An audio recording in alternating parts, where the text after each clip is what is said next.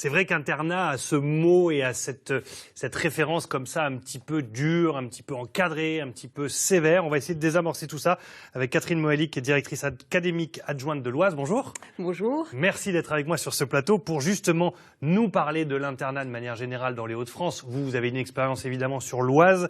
On va d'abord expliquer tout ça et poser le débat en images et on en parle juste après. Et vous allez voir qu'on n'a que des bonnes nouvelles à vous apporter. On hésite à s'installer dans ce village perdu, loin du collège et du lycée. Nous, notre fils est en internat et ça se passe très bien. Que vous soyez en situation d'éloignement par rapport aux écoles ou que vous cherchiez une solution pour que votre enfant se concentre davantage sur ses études, l'internat est souvent la bonne solution. Non seulement il offre le gîte et le couvert, mais il procure de bonnes conditions d'études et aussi de sociabilité. Ah, les joies de la vie en collectivité. Et pourtant, contrairement aux pays anglo-saxons où l'internat est très utilisé, en France, internat est synonyme de dernier recours et de punition. En 2018, 207 000 internes étaient accueillis dans 1531 internats, soit seulement 3,6% des 5,6 millions d'élèves du second degré, public et privé. Dans le seul secteur public, 40 000 lits sont vacants. Dommage quand on sait que l'internat favorise la réussite scolaire et éducative et pour le secteur public, la mixité sociale. Oui, car il y a internat et internat. Ne confondons pas l'internat d'une école privée UP qui proposera coaching individuel et équitation dans un cadre chic et les modestes locaux de l'internat du dernier lycée agricole. Mais comme vous pouvez l'imaginer, ce n'est pas le même tarif non plus. Seuls les élèves boursiers peuvent prétendre à la prime à l'internat d'un montant forfaitaire de 258 € par an. Quant aux conditions d'inscription, quel que soit l'établissement, elles dépendent du seul bon vouloir de son directeur ou de sa directrice. Et il faut s'y prendre de bonne heure, dès la fin mars ou début avril. La réponse vous sera donnée en mai ou en juin. Alors, prêt à couper le cordon ? Ah là là, c'est toute la question. Est-ce qu'on est prêt à couper le cordon ? Sachez que dans les Hauts-de-France, sur 19 000 internats disponibles, 4 000 sont encore vacants, c'est-à-dire que le taux d'occupation est quand même globalement bon. Catherine Moëllic, vous êtes directrice académique adjointe de l'Oise. Quelle est la distinction à faire entre internat et le fameux mot un peu dur qu'on entendait quand on était gamin, la fameuse pension? Si t'es pas sage, t'iras à la pension. C'est deux choses à bien séparer quand même, au moins dans l'imaginaire. Oui, c'est fini, hein, la pension, le dortoir, où on était 30 ou 40 dans une même salle, le fouet qui nous attendait Oui. Le matin ou le soir si on n'avait pas été sage. Hein. Aujourd'hui, l'internat, c'est quelque chose, c'est synonyme de collectivité, de copains, de réussite, d'aide aux devoirs. Voilà. Donc c'est quelque chose de positif, surtout si ça a été choisi par l'élève. Par l'élève et encadré par la famille. Effectivement, il y a deux cas dans lesquels on se retrouve un petit peu, on va dire, obligé d'aller à l'internat, soit parce qu'il y a une question de distance, soit pour certains autres élèves qui ont peut-être un besoin de se recentrer et de se concentrer exclusivement sur leurs études. Globalement, aujourd'hui, on n'utilise plus le mot internat comme une punition. C'est pas un centre de redressement pour les enfants, on est bien d'accord? Tout à fait. Et d'ailleurs, parfois, ce sont même les enfants eux-mêmes qui désirent partir à l'internat, hein. Comme vous le dites, soit parce qu'ils souhaitent faire une formation qui n'existe pas près de chez eux, soit parce qu'ils ont envie de prendre un petit peu le large de leurs parents, prendre un petit peu d'autonomie, hein. Donc c'est quelque chose de positif. De vivre la grande vie. On va avoir quelques questions et quelques témoignages. On va commencer avec une question de Christelle, qui est une maman de 4 enfants. Elle a 2 de ses enfants qui partent à l'internat là pour la rentrée prochaine. Et du coup, comme toute bonne maman qui se respecte, elle est inquiète au niveau des règles. Écoutez. Bonjour, je suis Christelle, j'ai 4 enfants, dont 2 mes aînés qui s'apprêtent à vivre cette expérience de l'internat début septembre pour la première fois, donc eux s'en réjouissent. Donc voilà, je voulais juste savoir si il y avait des règles de vie, communes à l'internat, et puis s'il y avait donc des droits et des devoirs des internes par rapport au fait que toute la semaine ils vivent ensemble un petit peu comme une famille, et s'ils travaillaient, s'ils avaient travaillé en fait du coup dans de bonnes conditions, que ça n'aurait pas d'impact sur la scolarité, car voilà, pour ma part je sais que mes enfants vont être avec leurs amis et j'espère qu'il y aura quelques règles de discipline pour encadrer un petit peu tout ça. Voilà, Christelle a besoin d'être rassurée, une maman qui va mettre ses 2 enfants donc à l'internat, évidemment il y aura des règles. Bien entendu, il y aura des règles. Et d'ailleurs, c'est un conseil à donner aux élèves et à leurs familles. Lorsque vous vous intéressez à l'internat, renseignez-vous sur les règles qui existent en termes de à quelle heure on doit se lever, à quelle heure on doit se coucher. Il peut y avoir des gros écarts de règlement et Non, globalement conduite. Non. Et pour rassurer cette maman, souvent les règles sont même un petit peu plus structurées qu'à la maison. D'ailleurs, c'est souvent la raison pour laquelle les parents souhaitent que leurs enfants entrent à l'internat.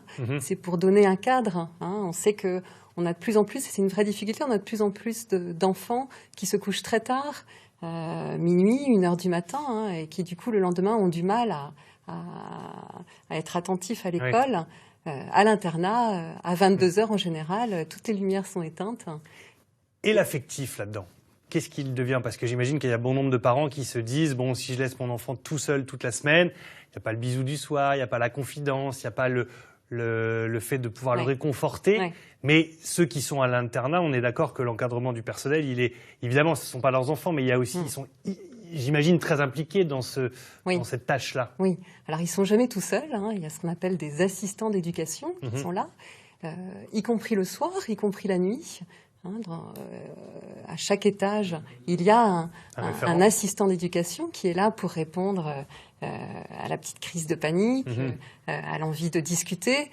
Et puis, les règles ne sont pas les mêmes selon que vous êtes interne en 6e, vous êtes encore petit. Là, l'encadrement est encore plus affectif, plus présent que l'élève de terminale qui, bien entendu, lui, au contraire, a envie d'un petit peu plus d'autonomie. Et d'être tranquille. On va écouter le témoignage d'Émilie, justement. Elle nous rapporte un petit peu son expérience, traumatisée au début, mais vous allez voir qu'après, un des meilleurs souvenirs. Bonjour, je vais vous faire partager donc l'expérience que j'ai eue à l'internat de diététique à Margency. Je suis rentrée le 5 juillet 2000, donc j'avais 16 ans, la première fois que je quittais le domicile familial. Et à 16 ans, se retrouver dans une ville qu'on ne connaît pas avec que des gens qu'on ne connaît pas est un peu compliqué car je n'avais jamais quitté le domicile. Et en fait, on s'y fait très bien. J'ai passé la plus belle année de ma vie à rencontrer des personnes excellentes, avec qui j'ai encore des contacts, dont une personne qui est surtout ma meilleure amie. On était là-bas pour maigrir, on était des jeunes ados et tous en problème de poids, ce qui nous a aidé aussi à l'intégration la plus rapide et à se soutenir dans les moments où c'était compliqué pour chacun, que ça soit problème de poids ou autre, problème familial, le lycée. C'est vraiment une expérience unique que je n'ai jamais regretté d'avoir fait, car vraiment très bons souvenirs et des rencontres inoubliables. Et voilà, qui dure toute la vie, donc dur au début, mais comme un peu partout, j'ai envie de dire, les premiers jours à l'école sont toujours un peu compliqués, et puis finalement on s'y fait vite en fait. Oui, en fait c'est une très belle expérience. Effectivement, ça peut être un petit peu difficile au début, mais cette expérience que l'on a de finalement de vivre quelque chose un petit peu délicat, et puis on passe au-dessus, on se surpasse, et finalement on est très heureux. Ça, c'est une expérience qui servira pour toute la vie. Alors, est-ce que les résultats sont meilleurs avec les enfants qui sont en internat? Ils sont plus encadrés, ils sont plus structurés au niveau des horaires, ils sont plus encadrés au niveau des devoirs, évidemment, et peut-être dans leur implication dans le milieu scolaire. Est-ce que les résultats, vous avez constaté une amélioration par rapport aux autres élèves? Oui. Aux externes? Nous suivons de près les indicateurs de réussite et de performance scolaire, et effectivement, on a une meilleure réussite scolaire, notamment pour les élèves boursiers, pour les élèves qui auraient donc peut-être à la maison des capacités d'accueil et d'accompagnement un petit peu moins suivies que d'autres. Voilà. Vous parlez de bourse justement en termes de tarifs. Est-ce que c'est cher aujourd'hui de mettre un élève, de mettre son enfant en internat? Moi j'ai des chiffres concernant Amiens, vous êtes plus dans l'Oise évidemment. À Amiens, on va compter à environ 160 € par mois dans le secteur public avec la cantine inclus. On est plus autour des 500 € par mois dans le privé avec la cantine. Ça reste quand même un budget pour le privé, je parle notamment. C'est comme ça un petit peu partout?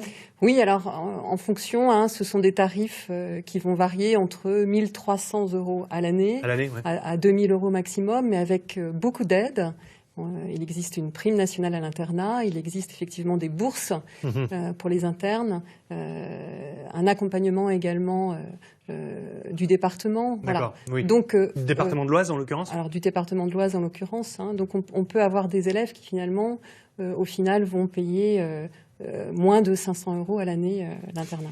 On a une question de Sabrina, pour terminer, qui nous parle justement de la réussite qu'elle a eue à faire un internat et savoir ce qu'elle doit en faire de cette réussite. Regardez. Bonjour, je m'appelle Sabrina, j'ai été en internat pendant le lycée. Bien que c'était une expérience assez cool, je voulais savoir si c'était un vrai avantage pour ma vie professionnelle et est-ce un atout, devrais-je le mettre sur mon CV? Merci Sabrina pour cette question. Mais moi, je conseille à Sabrina, oui, de le mettre sur son CV, surtout si ça s'est bien passé, puisque finalement, elle démontre là sa capacité à s'intégrer à un groupe avec des personnes qu'elle n'a pas forcément choisies, et puis à porter un regard attentif aux autres, parce que dans un internat, on fait attention aux autres. Très bien. Eh ben, merci pour tous ces conseils, en tout cas, pour essayer de rassurer au mieux les parents qui décident peut-être ou qui vont peut-être décider de faire le choix de l'internat dans la région des Hauts-de-France. Merci beaucoup d'avoir été avec nous. Anne-Sophie a sûrement des questions. Attendez. Hop, hop, hop.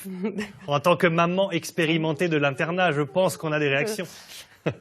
Moi, je dis oui, vive l'internat. J'ai en effet vécu l'expérience avec mes fils, je vous le disais Thibaut il y a quelques instants. Alors déjà, pour des raisons géographiques, on l'a évidemment évoqué, parce que se dire on a son petit pilou qui tous les matins se lève à 5 heures parce que il a 1h15, 1h30 de transport à faire avant d'arriver au collège ou au lycée. Et donc, voilà, c'est aussi lui permettre de dormir un peu plus longtemps. C'est pour les conditions d'études, parce qu'il est dans un calme de travail. C'est pour la communauté. C'est aussi parce que des fois, papa, maman, se séparent, ça se passe pas très bien. Ou à l'inverse, ils vont très bien ensemble, mais ils bossent comme des dingues et donc ils n'ont pas beaucoup, je dirais, de disponibilité pour leur petit bout de chou. C'est aussi pour permettre à nos enfants d'apprendre des règles de communauté, parce qu'il y a un large choix d'activités périscolaires. Ça, c'est un truc dont on ne parle pas souvent parce qu'on pense internat, école, mais comme ils sont là 24 heures sur 24, on leur propose beaucoup d'activités extrascolaires pour leur permettre, évidemment, comme tous les enfants, de grandir, de profiter.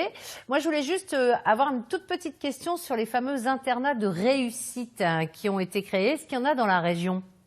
Oui, on en a 2 dans la région. Juste, qu'est-ce que c'est, pardon, les internats de réussite ? Voilà.